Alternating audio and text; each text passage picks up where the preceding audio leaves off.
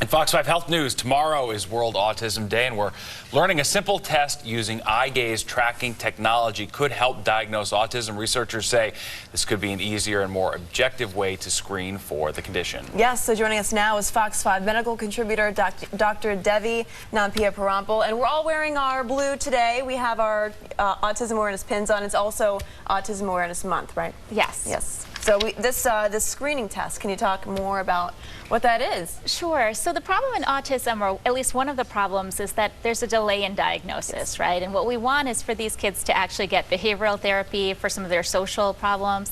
We want them to get speech therapy because a lot of times they have language delays. And what will happen is you only get diagnosed usually by the age of 4 or 5, and then the parents they have a difficult time kind of getting the treatment services that they need. Now with this test, what researchers have noticed is that some of these kids, even at a much younger age, let's say even as toddlers, they might start to have problems with their eye gaze. So they fixate on details in different objects or pictures rather than focusing on people or interacting with the people. Now the test assesses their eye gaze, so what they tend to look at and how long they stare at things, and then it sort of plots it out on a scale, and using those scales they have a pretty good way of differentiating kids with autism from autism spectrum disorders from kids that don't have either of these.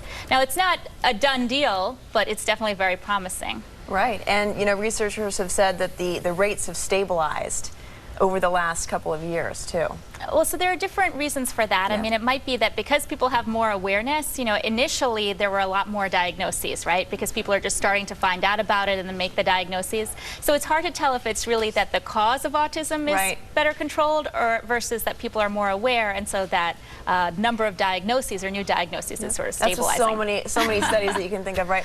Exactly. And 1 in 5 adults could be obese within the next 10 years. Researchers say this looming epidemic will have a significant impact on the world's health and economy. So, yeah. Now, this is so shocking, actually, because I can't believe we're not already there. I mean, truthfully. Well, there's that too, but even if you look at all of history, right, malnutrition has always been the biggest problem, that people are underweight, that they're starving, I mean, across the world. Globally, right. Yeah. Yes. And so now we're finally sort of moving towards the problem of obesity and overweight being the bigger issue.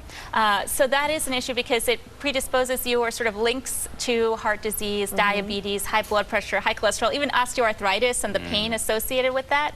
But, there is still a lot left to understand about obesity because right now our measures are mostly related to height and weight, right? And those give us more information about people's actual appearance, not necessarily about their fitness. Yeah, the guidelines have changed, right? The guidelines are changing in terms of treatment and even diagnosing it as a disease or a medical disorder. Some of that is to help people get coverage through insurance for treatments for obesity.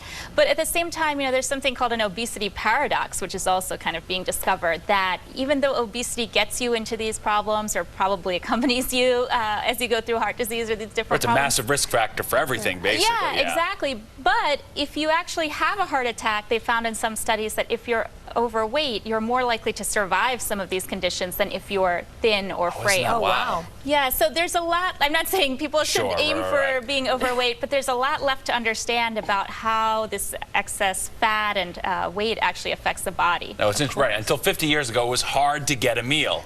Now you've got, endless cheap calories at our disposal, and we're not really equipped to deal with that temptation. Exactly. I mean, the fat doesn't just come onto the, outside of the body. It actually accumulates on the liver, for example. You can have fatty liver. The gut fat is the worst stuff for you. That's what really accompanies a lot of bad things physically.